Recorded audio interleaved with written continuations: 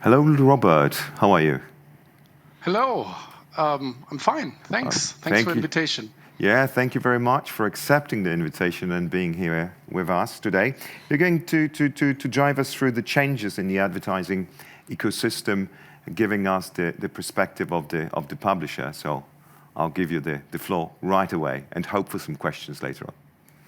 Yeah, I hope there will be some questions. Always happy to take one. And thanks for the invitation. I had the opportunity today to give some insights into the view of publishers, what we think about like this change of the advertising ecosystem. It's a massive change we're heading at the moment into. I'm working on this field now for 2 or 3 years. I'm GM for advertising on Axel Springer for 13 years now at Axel Springer, mainly for the German markets. And what we see, or what we are approached by, is the biggest change in the advertising ecosystem in the last 10 years. And what is this change all about? It's about this change in the legal and in the tech situation. So a lot of people are just seeing it from the one or the other side, but what is important that it's mixed into each other. So we see that the ad tech is changing by browsers and on IDs and all that on the one hand, and on the other hand, there is heavily regulation coming on from GDPR and European data privacy. And this is mingled into each other, and the problem is that you have to tackle both, and you cannot look on the one hand, or on the other hand you have to look on both things.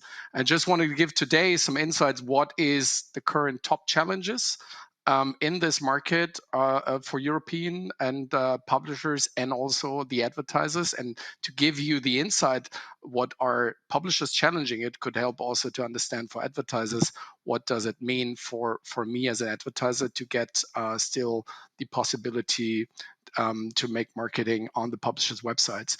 And I brainstormed with so many topics, but I tried to brainstorm the most challenging topics at the moment. And this could change in half a year. But the current top challenges are deprecation of the cookies. I think that's everyone saying all the time. But the thing is, it's already here. It's not changing at all with Chrome. It's already here. And the deprecation of the cookies, we see, for example, in the German market, we have 50% of the over 50% of the inventory is already non-third-party addressable, which means half of the reach cannot be addressed. We see a lot of things coming up from user IDs, ID marketplaces, and all that. But this changes the technical change, addressability. Second one is everyone, perhaps a lot of people in the industry, the vendors, which are used, or advertisers are using vendors for making it possible. They are using technologies, and these technologies use TCF as a ground base. And on the other hand, publishers are also using that. There is heavily impact from the Belgian authority, which is at the moment having a ruling out of the TCF that the TCF does not seem, and for them, for the Belgian authority, not compliant, which makes a lot of buzz in the industry and makes a lot of things which have to be changed because the consent is not valid. Then there are too many vendors which publisher are gaining consent for. There have to be joint control for everyone, which is a thing which is complicated because we're all together in one joint control, and it's not like it's yours and mine. No, it's all together. It's about the open RTB transparency. Everyone is using open RTB, but it's about, does users understand what's really happening, and do they can give a valid consent for this one? There are a lot of questions which are fighted now in this TCF case. The IAB Europe is making an appeal for this ruling of the Belgian authority, but on the other hand, it's also the authority which is looking on an action plan which IAB could change. Then the third one is attacking RTB in a lot of other ways. We know, perhaps you heard of Johnny Ryan and also Max Schrems, which are attacking some of the core parts of digital advertising, about like data transfer to US vendors. It's about cloud hosting. It's even the case that even if you call an external partner on a website, it's already consent because the IP address is used. That's base of the industry and base of the internet, but therefore you need consent. There are basic attacks from a GDPR regulation on what we do today. Then we see sandbox coming up, which means Google is trying to build a new thing, which is trying to be much more privacy safe. I said concrete trying. We don't know what will be the final outcome, and if it does work, and perhaps it even does need consent. But there are a lot of talks which are very US-driven and W3C and these tech communities, which are kind of a very complicated approach of subgroups and here groups and there groups, and they're talking and trying to make standards, which could have massively impact on what we do today. And what is also there, it's this this new regulation coming up of Digital Service Act, Digital Markets Act. There's still an e-privacy regulation in place, in discussion, which is not coming to an end. But the Digital Service Act and Digital Markets Act are changing even completely what is consent. Is it even allowed to make personal advertising in this ecosystem? So there's a lot of discussion about like, okay, let's just stop making personal advertising to be allowed. Behavioral advertising, okay, let's just get rid of it. Like alcohol and or smoking is not allowed. Advertising for smoking, okay, let's do it with behavioral advertising. So that's a hard discussion, which could lead to something where things are changing heavily. And there is a lot of discussion about like sensitive data access, which is also Data Act, targeting to minors, to kids. So all these challenges are heavily, they could really change it completely what we do today. And this is important to understand and to know. And so to give an insight again, and this were the overall top challenge, but could go a bit deeper to what does it mean on the legal side. And I know legal sounds always like too complicated, and it's consent and legitimate interest, and it's what does it all mean? And to be I'm a business guy. I've never studied any legal, but it makes fun of me. I like this topic of GDPR, and you don't need to be a legal guy. You have to be a cross-functional guy to understand some tech, some legal stuff, and some business stuff. That's the role you need, because then it's the best thing you can understand. And GDPR is not very complicated. Just to be, because sometimes the people are still in their old world where they say, oh, it's GDPR, that's part of my lawyers, just give it to the lawyers, guys. No, it shouldn't be the lawyers, it should be the business and the product people to understand GDPR and what it does it mean, and where you can build today things which are compatible. And this is also for everyone in the industry. It's for everyone to understand this is core part of your product. So what are the risks of tougher regulation and enforcement? Nobody knows what valid consent is. Everyone is talking about consent and cookie banners and, I have consent. I wouldn't trust anyone who say I have a valid consent. Nobody knows. There is no decision by the European High Court what really a valid consent in the part of digital advertising is. What does it mean? Every lawyer have a different opinion. I call it house lawyer, have a different opinion on it.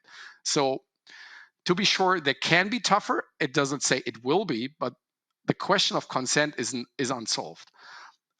Everyone says there is no legitimate interest as a legal base. A lot of people are still saying, hey, I have legitimate interest. What does it mean? You have to do some process in GDPR. But enforcement and regulation do not believe that legitimate is a legal base. It's in GDPR, so there is a lot of discussion about it. One really bad thing, and I talked about it before, is service request under consent. What does it mean? it's not only third party. If you're requesting as a website, no matter what, is it an advertiser or a publisher, if you're requesting a different domain, a different service out of your website, then it could be that this is we call it service request. Perhaps you need consent for this because the IP is transmitted. It's based off the internet. You call a website, yeah, he does have to know. You see his IP, your IP address, and he could use it, and this is why you need consent. Sounds a bit crazy, but it would mean if you don't have consent, you couldn't even request this, and perhaps there wouldn't be any website at all because you didn't use cloud hosting or something. I just don't want to blackmail it, but I just want to say this discussion is sometimes going on in some regulatory bodies, and this is like crazy. And then everyone is saying, okay, can we do consent or pay models? We call it in Germany pure models. The Austrians started with this, their standard.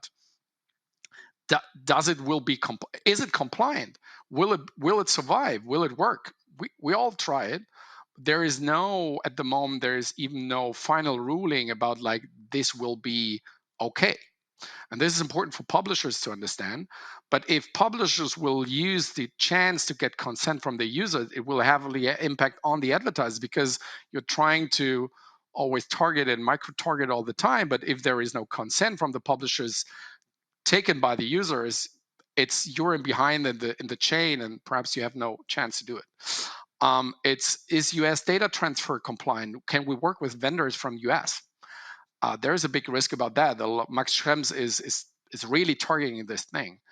And the other one, as I said, it's complete end of target advertising. But what are the opportunities? There is a lot of opportunities on the other hand. User relationship will be much stronger.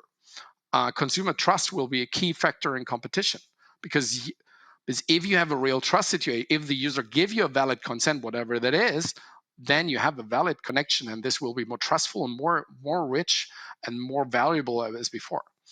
And the question is, will regulation, with all this regulation which they bring up because of the platforms, will they build at the end a fair level playing field for us as the industry, that everyone have the same rules, the same chances? At the moment, they're trying to target the platforms, but they have collateral damage on the others. So it's a big thing, or a big question which is unsolved. So what is on the sorry, I did not switch through. Sorry, that was I lost this click here. So what is on tech side? On tech side, as you know, there is the question if advertisers can scale in the future on this new ecosystem where only first-party data is available, perhaps because third-party identifiers, addressabilities, all that is going to be kicked out of the browsers and the platforms. It will be much harder to scale like today. Will there be cross-domain frequency capping?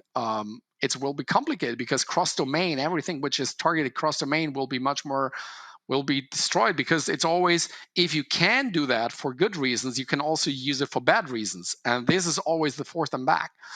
Will there be the same ad measurement attribution possible?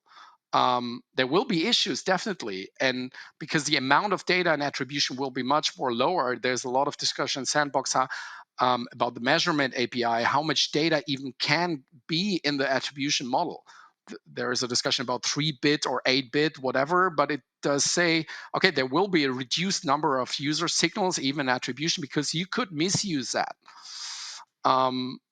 What is with multi-brand domain partners? So you're an advertiser, you have 10, or a publisher, you have 10 websites, which are one entity. So how you can make data available between them? It's a multi-brand thing, multi-domain, but for a browser, one domain is one domain. So will everyone build a subdomain for each part, each of your brand? And these are questions. How to protect, and there is a question, even if we use first-party data, how you protect that in the supply chain. At the end, everyone is talking about email. Oh yeah, let's get emails. But they're attacked already by the browsers to say, okay, we have this proxy emails. Apple is doing that. Google will also come with that. They will protect identifiers by the browsers and the platforms, and you will not get access to the email address. So opportunities, what is good in this is there's less data leakage. That's good. I think there is, if not so many are playing with one impression and all around in OpenRTB, there will be more speed, and perhaps it helps to get more speedy and not to have so much overhead. There will be definitely more reduced intermediaries in the supply chain in the future, because there's tons of intermediaries, but this will be reduced if you can only work with like a kind of partners, or consent will be only valid for 50 vendors or 100 vendors, whatever it is. There will be much more direct advertiser-publisher relationships, that's for sure. That will be nearer, because if intermediaries are reduced, there have to be a closer relationship. Value of first-party data and second-party data is important for everyone. At the end, there will be higher transparency in the supply chain, which is completely, at the moment, very complicated, because if there is no transparency, there could be no GDPR requirements, because the requirement that you know what you do and who you're working with, this is why there will be, at the end, higher transparency. And I think it will really also go to server connection. There will be things going out of the client, and there will things go onto the out of the client onto a server-to-server world where things are done, and that will help to make a speedier user experience. So what is next? So because we talked here about context on the impact day, and then there was a question, what is about contextual? Is that the final solution? Everyone, let's get rid of everything. Let's go to contextual. There are some things to know, and I don't believe targeting will go away, but it will be heavily reduced. There will be only a part of it possible. But contextual will be a higher role, but will be not the only role, I think. What is needed, and it's important to understand that contextual need an overall good standard. There is the IAB taxonomy. I'm part of a lot of association. I work in IAB Tech Lab and IAB Europe and publisher associations in Europe, EPC and all that. So I know a lot about other people talking about like standards, and the standards are not so easy to get, and standards come out of most of the time out of US, which are not like then reflecting what's sometimes needed in Europe. That's also one big issue. The IAB taxonomy is a good start, but it needs more European influence. And how to secure quality in contextual. What is this taxonomy tree all about? Is it deep or is it broad? There are a lot of questions. And then there is, how do you qualify or how you classify content? That is the main question. So if you have, everyone is now saying, I have the best classifier, but that doesn't mean everyone is in competition between the classifiers, and there will be players in between who are then the standard for vendors, which are in between, which are saying we are the standard. So there is a high competition about these standards and how to scale this, because there have to be trust. And this is like a really challenge. And if you're an advertiser, how to scale that? And perhaps you're using at the moment some IAS or double verifier or others for contextual reasons, but perhaps publishers will block that in the future and will not allow to scrape their websites for vendors to make their own like contextual standards and sell that as a business opportunity. And there is also a question, how to use contextual. Is it about targeting or is it about brand safety? There are different approaches as why you need that. And so I think there is a lot of things to solve at the moment on the contextual thing. There is a lot of movement, but it's not at an end, and there are major questions to be solved. And because I know today, and I heard that there are a lot of advertisers here, that's why I'm always trying to also give some thoughts like for advertisers. So what can advertisers do? So what should I do as an advertiser? And I give that as a feeling from myself being a publisher. It's building first-party data stacks. That's, I think, a low-hanging fruit. Everyone is doing that, but build first-party data. Do not rely on third-party data. That's important. And to be honest, there is no single solution. So I don't believe anybody who's going to you and say, I have the solution for this upcoming ecosystem is wrong. Because he cannot know what will be the decision out of regulation, what the browsers will do. Nobody can do that at the moment to be sure what will be the future look like. So nobody can sell you a single solution and say, I know what's going on. Generate, log, and authenticated users. So think about like going into a direct relation with the users, trying to authenticate them and stay them for longer. That's important. And then in the second one, not only doing that on the data front, but on the other hand, like think new. Think about like how you do with non-addressable inventory. Can I go for other strategies? Get rid of micro-targeting and get back to creative targeting. Think about like educate your learned online marketing managers which can use a Google and a Facebook interface. Give them a new idea of how you could approach online marketing creative in another way, that it could be even possible not only to look on my Excel numbers. That's still there and those have to be there, but think also about other strategies or put people on who have this creative mindset. So coming to an end, so it's the question, what are the unknowns? And this is what I said, there is no single solution. So at the moment, this question, what is the speed of privacy sandbox adoption? So everyone talks about it. Google had some, it's always end of 23 or whatever. Will it be ready before? I think it will be ready before. Will that be adopted? When Chrome will be cut it off, because the CMA, the UK regulatory body, is having some reviews of the sandbox. So what it's all about, nobody knows. And what do the other browsers do? Nobody can know. Platforms rules can always change. We saw that with Apple. They're changing the ATT model. They're changing how apps works. They are changing that constantly. And perhaps Google is changing the rules. Nobody knows what platforms are doing. And this is always having an impact on us. So that will always be an unknown. And then is the question, how speedy are Digital Service Act, Digital Markets Act, how regulation, how speedy it will be. It's TDDSG, that's the German e-privacy, but how fast that will change. And then what I'm experiencing all the time is that, and this is why I'm here, it's about like advertisers are waiting, okay, what can you say me what we can do? And you're looking on the sell side, but even the sell side does not really know what's happening. So from my side, the buy side even have to prepare themselves, have to be agile, have to be speedy, and have to try to think about different strategies and not only to look on one of the options. And perhaps not only looking on the browsers, like supporting open internet is always a good chance. For Axel Springer, for example, we are using Xandr as a platform, as ad server, and also as an SSP. And perhaps even in a closed environment, when things are going away, there could be other platforms which have a buy and sell side into each other. So always try to look on other alternatives.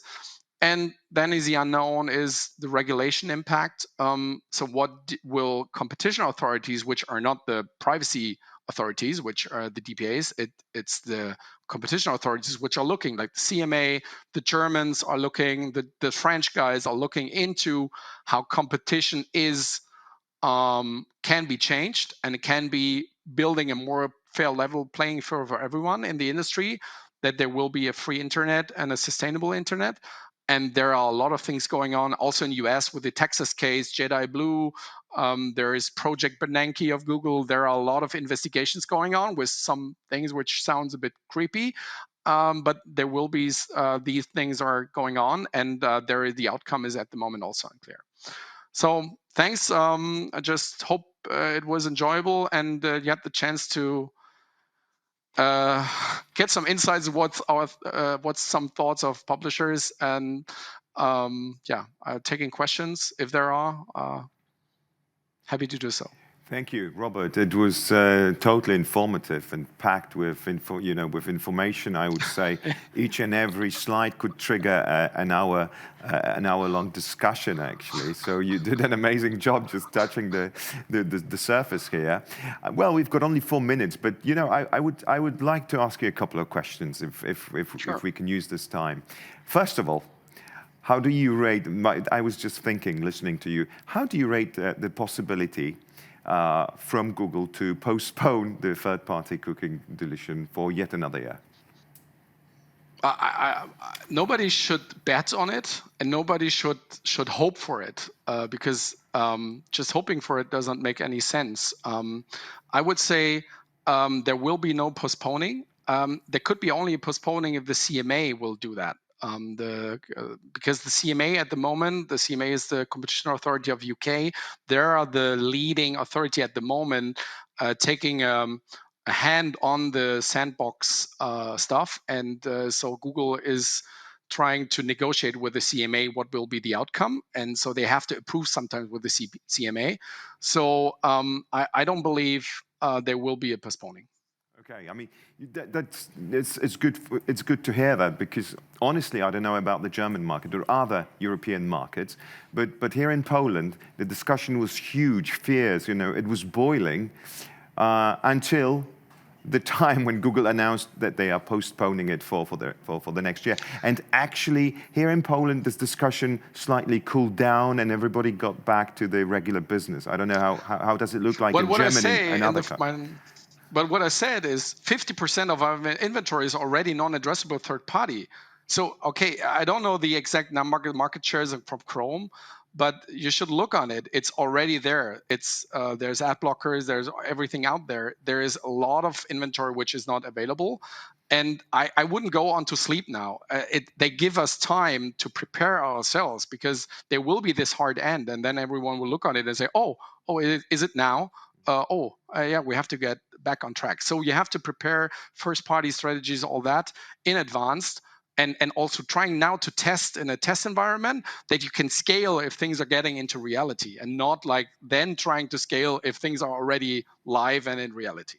And Robert, what would you say that the new privacy regulations, what sort of impact could they potentially have on the revenues for the platforms and the direct revenues from the publishers? Do you have any idea? That's a big question. It really depends what the regulation will be at the end, and not what the DPAs want to decide, but what the European High Court will at the end, in a lot of cases, will decide. Because it's the authorities are having this opinion, we're having the market having this opinion. There will be something at the end, a decision. Nobody knows the outcome of it, because if you look hardly on the GDPR, there's heavily impact. Like, as I said, service request. I can't even call another service if I don't have consent. And if the consent barrier is like this high, then you don't have consent. Like, look on ATT, you have like 25% consent rate, and you couldn't do anything without consent, then 75% of your stuff is dead. Okay, that's a hard impact, I would say. So you should really prepare what you do if not. And even this consent thing or the service requesting would even impact contextual advertising. It doesn't say contextual is the only solution, because there is also IP address use and all that. So prepare yourself. So, Robert, unfortunately, we have to call it a day. Unfortunately, because it just started rolling. But just as a farewell note from your side, what excites you the most, and what worries you the most for the time that ahead of us in the post-cookie era? It excites me that there are new opportunities, and first party and publishers are still being in the relationship with the users, and also advertiser on the relation with the users. Hopefully advertisers and publishers get back more closely together without like 3 million vendors in between or intermediaries. And what is me frightening is the unsolved question of different enforcement all over Europe. There is no clear market approach at the moment. It's different from UK to France, Germany to Poland. Everyone, we have in Germany 16 different DPAs, so it's heavily impacting us. What is right, what is wrong? that is making me sometimes crazy. And there are still some unknown things coming onto us. Robert, thank you very much again for joining us today. It was a great Thanks. presentation, lots of insights, a lot of things to chew on later on. Have a great day. Thank you. Thanks. Bye-bye. Drodzy Państwo, dziękujemy. Ja tylko jeszcze na koniec poproszę, nie zapomnijcie ocenić dzisiaj prezentacji Roberta. W czacie powinien pojawić się link.